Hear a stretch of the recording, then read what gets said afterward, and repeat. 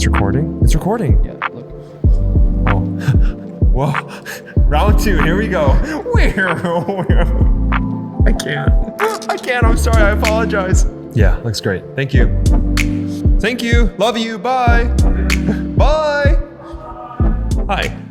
I just quickly wanted to say before I even start talking about the topic of this video, just to say thank you. I really appreciate the support and the nice comments that you guys leave. And I've been having a blast making these videos, so thank you so much. All right, so let's just get into the video. So as you've seen in the title and thumbnail, in this video, I just want to chat about a film stock that I shot for the first time very recently, and that is the film stock Fuji Pro 400H. When it comes to color film, I've really only had experience shooting Portra. So that's Portra 160, Portra 400, and Portra 800. I love what I get out of those film stocks, and they're popular for a really good reason. They have great color. They are very flexible when you under and overexpose them. And for how popular they are as a film stock, they're reasonably affordable. But on a recent trip to San Francisco, while I was there, I hung out with a friend, Chris True. My name is Chris. And he gifted me a roll of Fuji Pro 400H, which is obviously very generous of him because this film is not cheap. In this video, I just want to talk about my experience shooting that film, comparing it to Portra 400, 800, and what it was like to get that film back after it was developed, edit it, and then show you some of those images.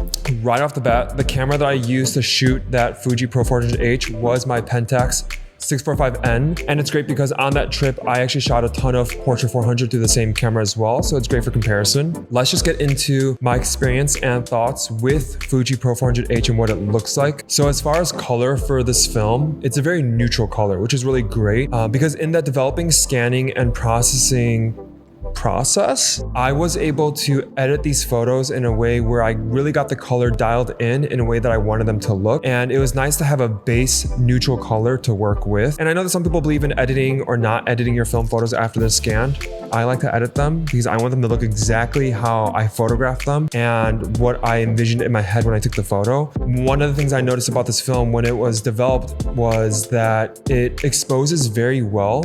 And when you start to edit the TIFFs, basically the raw versions, they're very easy to work with. I don't think that's the case for all film stocks. Like all of my film photos, I actually overexpose a stop or two depending on the role that I'm shooting, whatever film stock it is, or what I'm shooting, or what time of day I'm shooting. But I overexposed all of these photos by a stop, and I really like the overexposed look that Fuji Pro 400H gave. I know that probably at box speed as well, they look awesome, or even maybe one step underexposed, but I was really happy with how the photos looked overexposed by a stop. And then I can't not mention the saturated and vibrant look that this stock gives, especially when people talk about the greens that Fuji Pro 400H produces. I noticed that the saturation and the vibrancy of the photos looked really great, almost very natural looking, not over the top. And as you're probably noticing in the photos I'm sharing from this roll, I shot this entire roll at Big Sur in California. Although there's not so much green there, I was curious what it would look like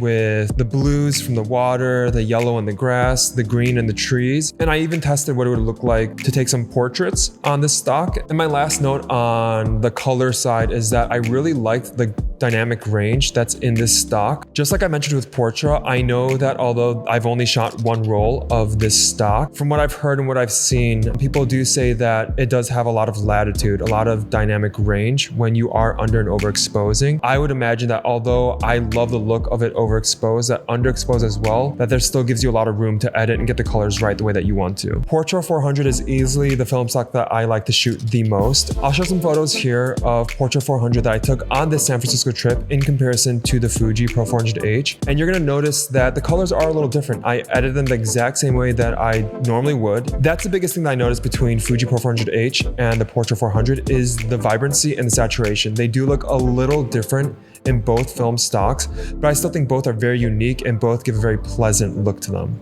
Both look great. So why is this film stock so expensive now? Well, the biggest reason is that it's no longer being manufactured, and I believe the reason is because of raw materials not being available. I don't really know what that means, but essentially this film stock is currently not being produced anymore. And because of that reason, you're gonna find that this film stock is much more expensive than it was in previous years. And you can still find these rolls everywhere. You're just gonna pay quite a bit. Although this film stock is no longer currently being made, I do think that if you can cop a roll or two if you can find them, even if you have to pay quite a bit for it. I really think that you'd enjoy your experience shooting on this film stock and seeing the colors that you get out of it. That's it. That's all I wanted to talk about. Like I mentioned earlier in the video, I really do appreciate the love and support that you guys have shown me on my small channel, but it's been so much fun to make these videos and even document my journey in film photography, because when I started this YouTube channel was around the same time that I really started diving into film photography. So it's really been fun to document my journey so far in all this film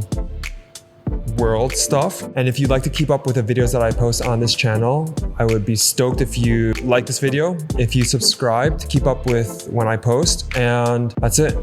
Thanks so much for watching. And I'll see you in the next one. Bye. Bye. Bye.